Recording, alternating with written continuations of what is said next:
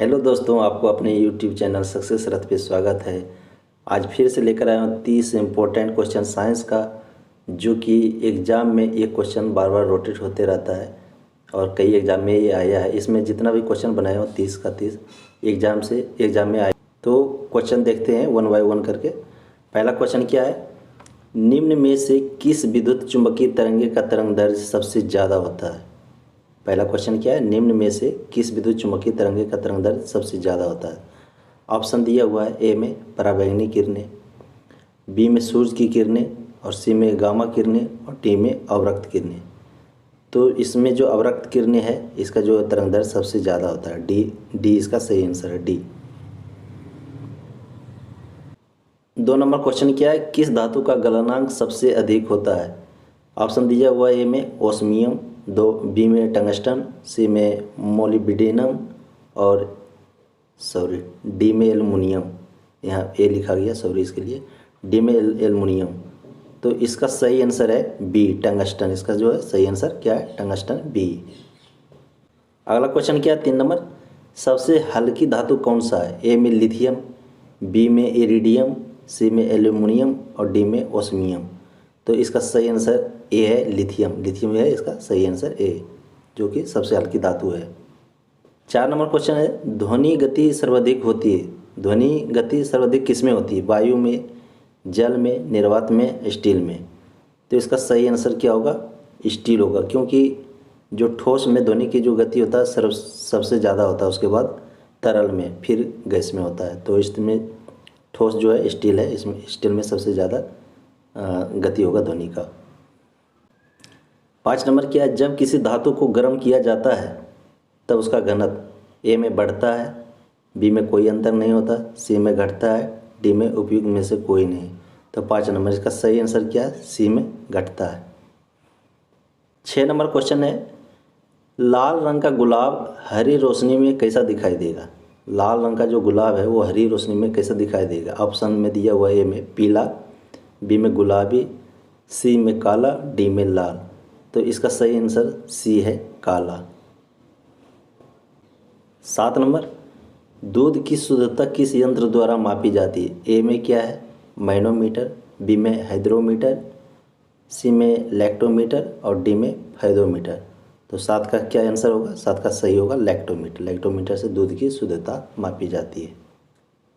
8 number क्या है, dynamo का कार्य है। डायनमो क्या कार्य करता है। ये विद्युत ऊर्जा को यांत्रिक ऊर्जा में परिवर्तित करना, यांत्रिक ऊर्जा को विद्युत ऊर्जा में परिवर्तित करना, सी में है विद्युत ऊर्जा को ऊष्मा ऊर्जा में परिवर्तित करना, डी में है इनमें से कोई नहीं। तो इसका सही आंसर क्या है, बी इसका सही आंसर है, यांत्रिक ऊर्जा को विद्युत ऊर्जा में परिवर्तित करना।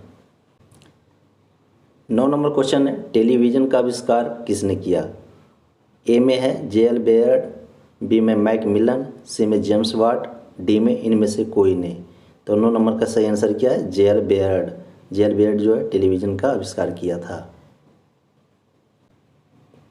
10 नंबर क्वेश्चन क्या है, हड्डियों और दांतों में जो रासायनिक पदार्थ विद्यमान रहता है उसे क्या कहते हैं।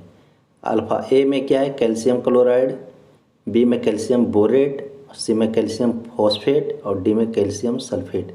तो इसका सही आंसर क्या है, सी में कैल्शियम फॉस्फेट, जो कि हड्डियों और दांतों में जो रासायनिक पदार्थ विद्यमान रहता है उसको क्या बोलते हैं, कैल्शियम फॉस्फेट कहते हैं उसे। 11 नंबर क्वेश्चन है, लोहे के पाइप जिनसे पानी की सप्लाई की जाती है उस पर जस्ते की परत चढ़ाई जाती है कि जंग ना लगे। इस परत चढ़ाने की प्रक्रिया को क्या कहते हैं। ए में है अनिलीकरण, बी में वाल्कनीकरण, सी में है यसद लेपन, और डी में इनमें से कोई नहीं। तो 11 नंबर के सही आंसर क्या है, सी नंबर है, यसद लेपन। 12 नंबर क्वेश्चन क्या है, किस अम्ल का उपयोग निर्जलीकारक डिहाइड्रेटिंग एजेंट के रूप में किया जाता है। ऑप्शन ए में दिया है हाइड्रोक्लोरिक अम्ल, बी में सल्फ्यूरिक अम्ल, सी में एसिटिक अम्ल, और डी में नाइट्रिक अम्ल। तो इसका सही आंसर क्या होगा, इसका सही आंसर बी है, सल्फ्यूरिक अम्ल। 13 नंबर क्वेश्चन, विलय को विलयन से पृथक किया जा सकता है किस विधि द्वारा। निस्पंदन द्वारा, बी में वाष्पीकरण द्वारा, सी में निस्तारण द्वारा, डी में अवसादन द्वारा।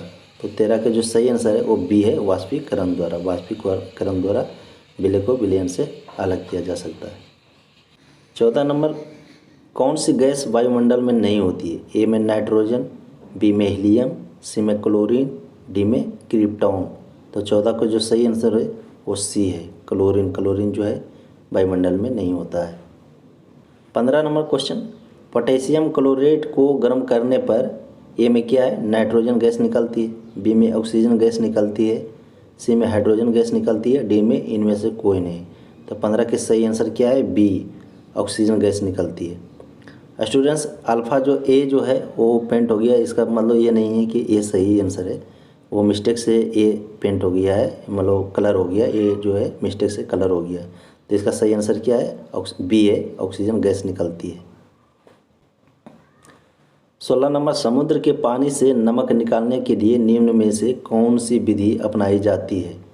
समुद्र के पानी से नमक निकालने के लिए निम्न में से कौन सी विधि अपनाई जाती है? ए में ऊर्ध्वपातन, बी में वाष्पीकरण, सी में क्रिस्टलीकरण, डी में अस्वान। तो इसका 16 का जो सही आंसर है वो बी है, वाष्पीकरण। 17 नंबर क्वेश्चन है, किस प्रक्रिया द्वारा तेल को वेजिटेबल घी में परिवर्तित किया जाता है? किस प्रक्रिया द्वारा तेल को वेजिटेबल घी में परिवर्तित किया जाता है? ए में हाइड्रोजनीकरण, बी में आसवान, सी में उपचयन और डी में अपचयन। तो 17 का जो सही आंसर होगा वो है ए, हाइड्रोजनीकरण। 18 नंबर, सिरके की प्रकृति अम्लीय किसके कारण होती है? जो सिरके की जो प्रकृति है वो अम्लीय होता है, एसिड होता है। इसका क्या कारण है? ए में है साइट्रिक अम्ल, बी में सल्फ्यूरिक अम्ल, सी में हाइड्रोक्लोरिक अम्ल और डी में एसिटिक अम्ल। तो 18 का जो सही आंसर है वो डी है। इसमें भी सेम स्टूडेंट, ए जो है पेंट हो गया, ए कलर हो गया ब्लैक कलर से, तो ए इसका सही आंसर नहीं, इसका सही आंसर है डी, एसिटिक अम्ल। 19 नंबर क्वेश्चन क्या है? पॉलीथीन का औद्योगिक उत्पादन किसके बहुलीकरण द्वारा होता है? तो ए में मीथेन, बी में एसिटिलीन, सी में इथाइलीन, डी में स्टाराइन। तो इसका सही आंसर क्या है? सी नंबर है, इथाइलीन। इथाइलीन जो है इसका सही आंसर है। 20 नंबर क्वेश्चन, खनिजों एवं चट्टानों में कौन सा तत्व सबसे अधिक पाया जाता है? खनिजों एवं चट्टानों में कौन सा तत्व सबसे अधिक पाया जाता है? ए में दिया हुआ कार्बन, बी में सिलिकॉन, सी में हाइड्रोजन, डी में बोरोन।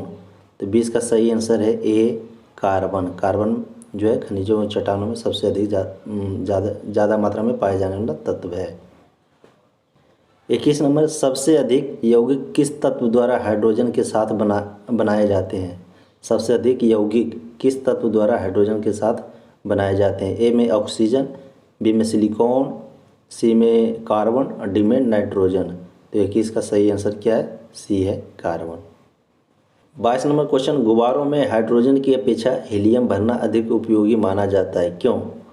ए में है यह सस्ती होती है, बी में कम भारी होती है, सी में उड़ान क्षमता अधिक होती है और डी में यह हवा के साथ मिलकर विस्फोटक मिश्रण नहीं बनाती है। तो 22 का सही आंसर क्या है? डी।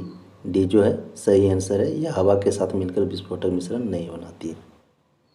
23 नंबर में है, कार्बनिक पदार्थों के सड़ने पर जो मार्स गैस उत्पन्न होती है और अधिकांशतः कोयला खदानों में पाई जाती है, उस गैस का नाम क्या है? 23 नंबर क्या है? कार्बनिक पदार्थों के सड़ने पर जो मार्स गैस उत्पन्न होती है और अधिकांशतः कोयला खदानों में पाई जाती है, उस गैस का नाम क्या है? ए में इथेन है, बी में मीथेन, सी में कार्बन डाइऑक्साइड और डी में कार्बन मोनोऑक्साइड। तो 23 नंबर का जो सही आंसर है वो है बी, मीथेन। 24 नंबर, बैटरी बनाने में किस एसिड का उपयोग होता है? ए में सल्फ्यूरिक अम्ल, बी में नाइट्रिक अम्ल, सी में हाइड्रोक्लोरिक अम्ल और डी में एसिटिक अम्ल।